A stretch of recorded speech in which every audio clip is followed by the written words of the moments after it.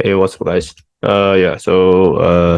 Today is another computational complexity video, and so I want to prove the famous theorem called Cook Levin. Okay, I think this theorem is interesting, but not so difficult. So this Cook Levin theorem basically says the following. So it says that set, right, that a satisfiable formula is NP complete.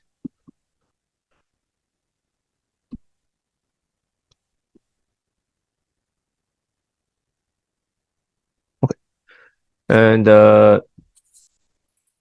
so in general, if you want to show something is NP complete, you want first need to show it's NP-hard. So NP-hard means that if any like A, right, if any problem A is in NP, right, then A must be need to be like polynomial reducible to your problem. Let's say your problem is X, right? So for every NP problem that you need to check this.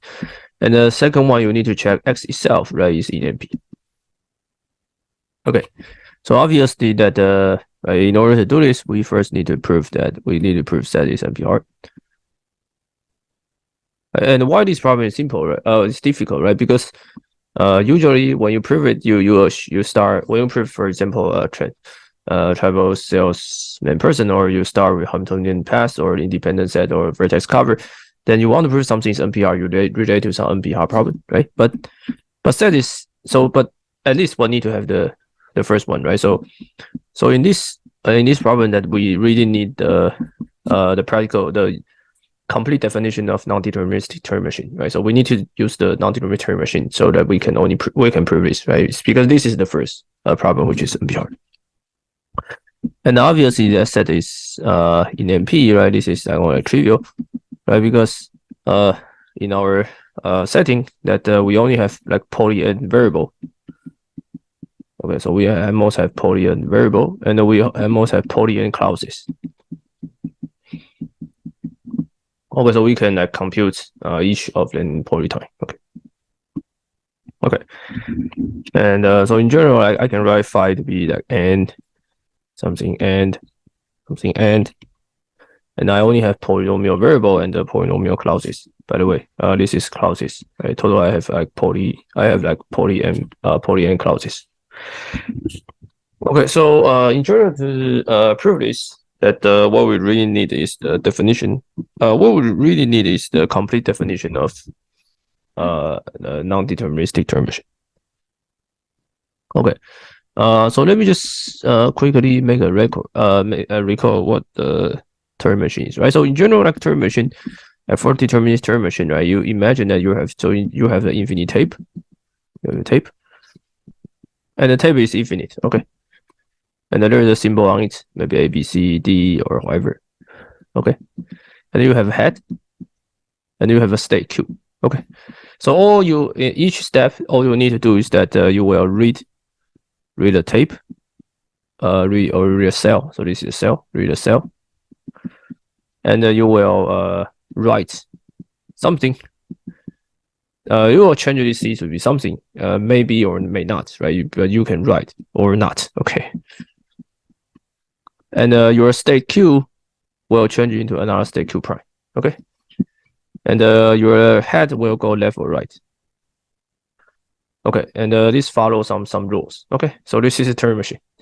Okay. So okay. So this is initial, right? You start with some initial state Q0, and you read it, and you can write it and change state and go left to right, go left or right, and keep going. Okay. And yeah, I mean you can write this as pure mathematical like set axiom, but I'm not gonna do this. But you can check with Wikipedia. There is a complete description on this kind of way, and you have some guy called accepting state. So accepting state means basically if your internal state become some particular state, then the determination will hold. Okay, so this is the determination. Okay, so when we say that right, so the standard complexity class P, right? So P is basically you can define to be this.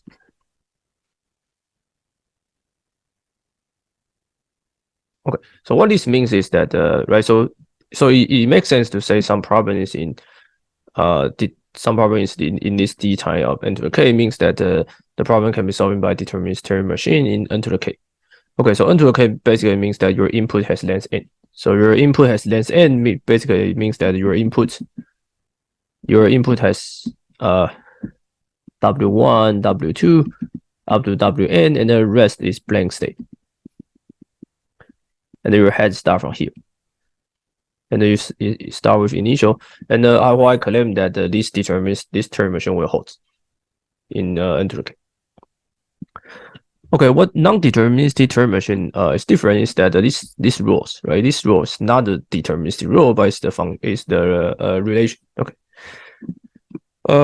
So that's it. So this is non-deterministic Turing machine, right? So for example, let's maybe do this simple example, right? For example, so in a deterministic Turing machine, that everything is deterministic, right? So if I draw a dot, this dot basically means a tape, contains a tape and the state and the head. And every time I give you 3 of them, then your deterministic machine will give me another 3 of them. As long as your heads can only change one time, right? So we can only change the symbol by once, but it will keep going. Okay. So this is the branches. This is the deterministic machine. And for a non-deterministic Turing machine, that you have branches, right? Start from here, and maybe you keep going, but at some points you can draw from different branches. Okay.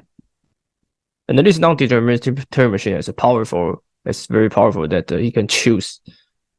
It will automatically choose a way such that it will accept. If there's a branch, if there's a branch that make this Turing machine accept, then this non-deterministic Turing machine will smart enough to choose the branches that it will accept. Okay, so this is non-deterministic Turing machine, right? So in each step there's a multiple way or multiple rules that the Turing machine can do, and if there's a accept state, that this non-deterministic Turing machine will try to achieve this accept state. Okay, yeah, once we have all this background, then we can prove this. Okay, the theorem set is NP complete. Okay, so it's remaining to show that set is NPR. So the idea is that somebody give you a problem that claim to solve in NP, and we need to choose into set. Okay. So let's say given L, right? Let's say L is in NP, and then let's say take X belongs to L. Let's say X is in, the length is in, and then let's say there is a non-deterministic Turing machine. Determines L in n to the k time. Okay, so k is some fixed number. Okay, usually you can change it to polynomial in n, but it doesn't matter. We just use n to the k, right? Because I mean there is a constant, right? But who cares? Let's say n to the k. And so I will provide 2 proofs, but I will provide the first proof in this video, and second we will prove. I have more abstract proof. Okay. So this is a textbook proof. So textbook proof just say that you have this. You can draw a table loop. Right? So this table loop just this is the space. Okay, this is the space, and then this is the time. Oh, sorry. Just fine. Okay, and right, so your initial state is here. Let's say I draw Q0 means I draw Q0 here means the state is Q0, and I have like W1, W2, and Wn. Right, this is my input, and the rest is a blank state. Blank state means it doesn't matter, and this is a time, right? So since n to the k, so I have most n to the k time, and then this space is also most n to the k, right? Because we know that the deterministic, or basically a simple non-deterministic time n to the k is less or equal to space n to the k, because you only have n to the k time, right? So if your Turing machine started and just go to the right, then after n to the k, that it can at most use n to the k space. So this table is n to the k times n to the k, And after the first step Q0, then the Turing machine will go to the right, maybe on Q1. So when I draw Q to so this Q0 means that heads is at 0, 1 means that heads is 1, and I have just a tape. Okay, so I just very bad notation that I draw states in the tape, but this is like the textbook way. Okay, but it doesn't matter. You just imagine that heads go left or right. Okay, and after final, that everything is clearly maybe something, but the states must have some accepting state. Okay, maybe some part this is accepting state. Okay, so we need to like once I understand the non-deterministic I understand non-deterministic Turing machine, then the rest will be trivial. The rest will be simple enough that you can just once you understand the idea that you will see this proof is somewhat like tautological. Okay, so the goal is we want to prove that we want to construct a satisfiable formula such that if x is satisfiable, then x belongs L, then this phi is satisfiable. Okay, so all we need to do is just construct a Boolean formula. Okay, so this Boolean formula will need to satisfy all four parts. The first part is that we need to make sure that this cell is consistent. So this cell is consistent because this cell corresponding to the computational branches, right? So it should be consistent. And the second one is that we need to make sure our initial state is correct and our final state is correct. And in the middle, everything is correct. Okay. So rule means that in the middle, this transition follows the non-deterministic Turing machine. And the cell means that this table itself must be consistent, legal one. And the initial means that we start from initial. And the final it was make sure it's final. Okay. So once we have this, everything should be simple enough. Okay, in order to do this, let's do some very bad notation. Very tedious. Okay, so let gamma to be the number, the set of alphabet. So set of alphabet means the legal, so the set of legal character on tape. By the way, this is finite, right? It's like your keyboard, right? Your keyboard can at most have finite number of characters. And Q is the number of states. It's the set of states. Set of state. By the way, they're all finite. Okay, so I define omega to be the union of it. Okay, and I define a band notation called ij sigma. Xij sigma is false. It's true if ij cell contains sigma. Okay, so what I'm saying is that if this ij cell contains sigma, then I say this guy is true. I set this xij sigma is true. Okay, and or one can say that at time I, the j cell contains sigma. Okay, otherwise false. Okay, so we do a very simple calculation. What's the number of xijk? Basically, it's number of I, number of j, number of k, right? But who cares? Because number of I is n to the k, right? The number of time, and number of j is n to the k. How about number of k? So this sigma is finite, right? This number of omega. Omega is finite, right? So we can just say O n to the k. Okay, so we at most have polynomial variable. Okay. Okay, so this is polynomial variable, right? So we make sure that we have polynomial variable, and the second we just check that we have polynomial clauses, then we are good. Okay. Okay, so let's construct one by one. The first one is phi cell. Okay, so the phi cell just need to make sure the following, right? So first one is that each cell at least have one variable, right? Because either it's states or either it's alphabet. And the second one is that each cell can only have one variable.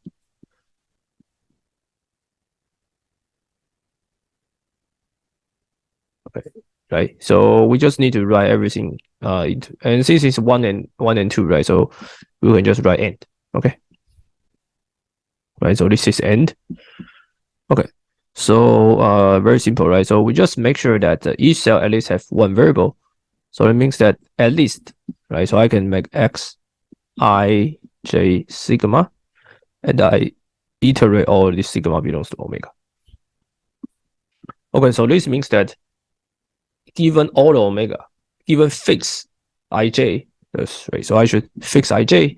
Once I fix ij, then each sigma, that ij must at least have one variable, right? So at least one of sigma one must be true, and such that no two variable, right? So this is I, j, sigma, and x, I, j, tau, right? So this and I require that and sigma different from tau, right? So this means that and I take a negation. So this means that if sigma different from tau and both are true, basically this one cell has two variable, and this will be false. So this total will be false, right? So this satisfies the 1 and 2, and this need to be short for every ij, right? So for every ij cell, so every ij. Okay, so this is 5 cell. Oh, so hopefully simple, right? So given any ij, means that for every ij, each ij cell must has some sigma, and each ij cell cannot have both, cannot have two. Okay. Okay, so second one is the 5 start. 5 start trivial, right? I just want to make sure that my 1 1 is Q0, right? The first state I start with the heads Q0, and then make sure that the like 1 2, right? The second step is the input, and my third state is my second input, and up to like my x. Okay. 1 to the n plus 1 should be Wn, and also the rest are blank. Right? So let's say 1 to the n plus 2, I should have blank. Keep going. And the final will be 1 to the n to the k should have blank. So this is blank simple, right? So very simple. I just want to make sure that 5 stars is, right? So I just write everything down like this, okay? And easy to see that this have polynomial clauses, okay? By definition, okay? And these also have polynomial clauses. Actually, this is n to the k clauses, okay? And right, I can write a phi accept. So phi accept is also simple.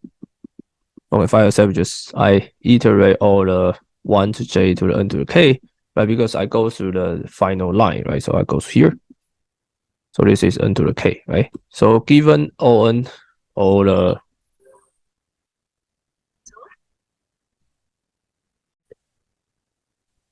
yeah, so for phi accept state, then I just want to make sure that 1 to the j to the n to the k x, right? I want to make sure that the final tape is consistent. At least one of them is accept, right? So I don't care what else people write. I just care what else the Turing machine, right? I just want some of them must be accept. So it's just basically n to the k, j, and accept. Okay, so at least one of them must be true. Okay, so from here that we already solved the cell, initial and the final. So the rest is rule, right? So we want to make sure that these and at least these two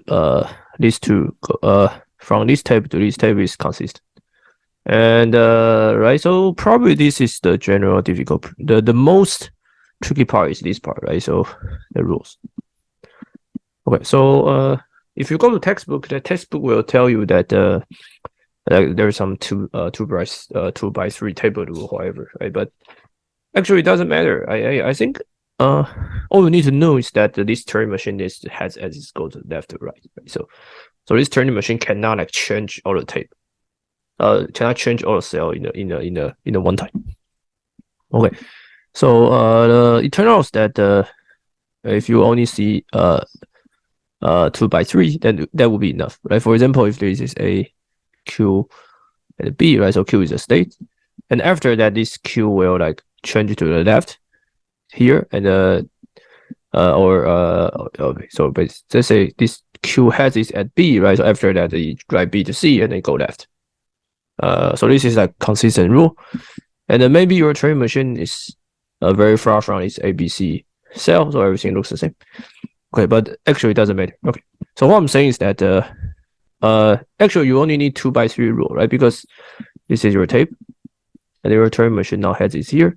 You just need to check that these three of them is consistent, right? Because if these heads can go from left to right, and then you can change it. So you just need to make sure every 2x3 cell is consistent, right? Because this Turing machine at most go left or right, so you don't care about this. Okay. Okay. So the final rules. Phi rule will be just very simple. You just consider like for every 2x3 cell, let's say I write this RST and the VYZ. Okay, you just make sure that this is all a consistent rule.